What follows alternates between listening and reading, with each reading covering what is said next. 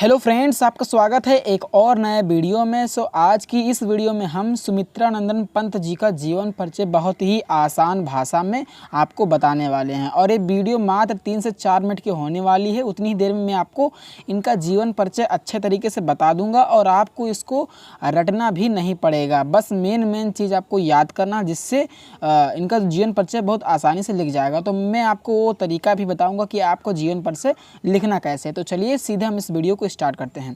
तो सबसे पहले हम इनके जीवन परिचय लिखने से पहले आपको क्या करना है, इनका जो संक्षिप्त परिचय यानी सूक्ष्म परिचय जो है थोड़ा सा बता देना है कि इनका जो जन्म है वो कहाँ पर हुआ, जन्म कब हुआ, जन्म स्थान क्या है, माता का नाम क्या है, पिता का नाम क्या है। तो ये इससे पहले यानी जीवन परिचय लिखने से पहले आपको ये जरूर लिख देना है।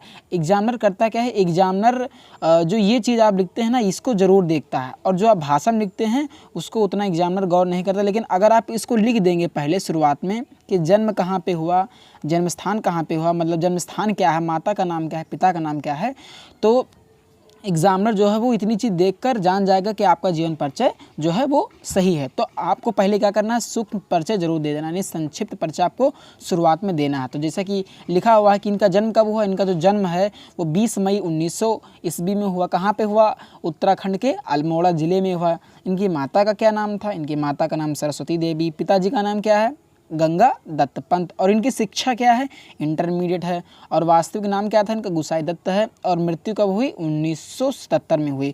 तो आपको ये जो इनकी मेन चीज़ है इसको पहले भर देना है। तो जो एग्जामिनर होता है वो इसी चीज़ को गौर से देखता है। तो आपको जीवन परिचय लिखने से पहले क्या कर देना है, ये जो मेन चीज़ें हैं आपको डाल देनी कि इनका जन्म कब कहाँ हुआ, माता का नाम क्या है, पिता का नाम क्या है, और शिक्षा कहाँ तक हुई है। तो बस आपने इसको लिख दिया। उसके बाद आपको क्या करना है, जो आपने यहाँ पे लिखा है छोटा सा, अब इसी को नीचे क्या कर देना है, अपने भाषा में लिख देना। भाषा का मतलब देखिए कैसे लिखना है आपको।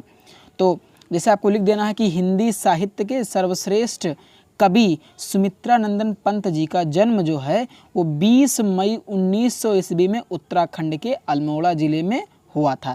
तो आपको करना क्या है, जो आपने ऊपर ये लिखा संक्षिप्त में यानी छोटा, बस इसी को नीचे जो है वो अपने शब्दों में लिख देना बस। तो जीवन परिचय लिखने से पहले आपको संक्षिप्त परिचय, जिसे सूक्ष्म परिचय कहते हैं, उसको जरूर डाल देना। क्योंकि एग्जामिनर जो है जब आपकी कॉपी चेक करता है तो वो इतना नहीं पढ़ता, वो पढ़ता क्या है कि जन्म कब हुआ, ये सही लिखा है कि नहीं लिखा है, जन्म स्थान मतलब कब हुआ और कहाँ हुआ, ये मेन होता है, और माताजी का नाम, पिताजी का नाम। अगर आपका ये सही है और आपने रचनाएं सही लिखा है तो वो कॉपी चेक कर देता है।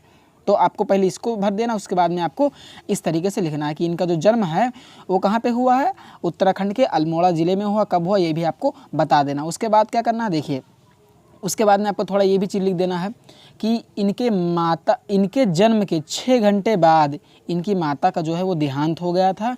इनकी जो प्रारंभिक शिक्षा यानी शुरुआत की जो शिक्षा है वो गाँव के पाठशाला में हुई, और इन्होंने क्या हुआ देख लीजिए, लिखा हुआ है इन्होंने संस्कृत, अंग्रेजी, बांग्ला आदि भाषाओं का गहन अध्ययन किया। यानी इन्होंने संस्कृत, बांग्ला आदि भाषाओं का जो है वो गहन अध्ययन किया था। तो आपको ये भी थोड़ी सी बातें लिख देनी। और सबसे मेन चीज़ क्या है कि इनको कौन सा पुरस्कार दिया गया, तो ये भी आपको लिख देना है कि भारत सरकार ने इन्हें किसे पद्म भूषण से सम्मानित किया। सर्वोच्च पुरस्कार है पद्म भूषण जो है, तो पद्म भूषण से सम्मानित किया गया। तथा इनको जो है ज्ञानपीठ का जो पुरस्कार दिया गया वो चिदंबरा इनकी एक रचना है उस पर दिया गया। आपको इसको बिल्कुल हेडलाइन करके लिख देना है, ठीक है। इस तरीके से आपको लिखना है कि इनको जो ज्ञानपीठ का जो पुरस्कार है वो किस रचना पर दिया गया, चिदंबरा रचना पर दिया गया, जिसके लिए इनको 1 लाख रुपये भी मिलता है। जो ज्ञानपीठ का जो पुरस्कार है वो साहित्य के क्षेत्र में दिया जाता है। तो इनको ये दिया गया चिदंबरा पर इनको ज्ञानपीठ का पुरस्कार दिया गया था। तो आपको इसको भी अच्छे तरीके से लिख देना है।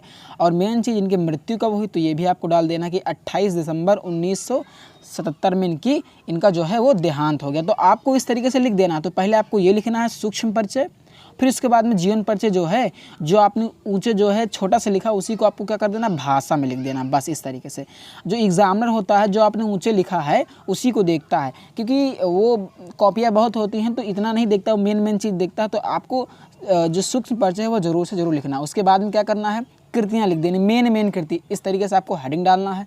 लिखना है सुमित्रा नंदन पंत जी की जो प्रमुख रचनाएं जो हैं वो निम्नवत हैं। तो लोकायन हो गया, पल्लव हो गया, वीणा हो गया, चिदंबरा हो गया और गुंजन, ये इनकी मेन रचना है। तो आपको मेन रचनाएं ही लिखनी है। तो इस तरीके से आपको इनका जीवन परिचय लिखना है। तो आशा करता हूँ कि आपको ये वीडियो पसंद आएगा। वीडियो पसंद आए तो वीडियो को लाइक करें।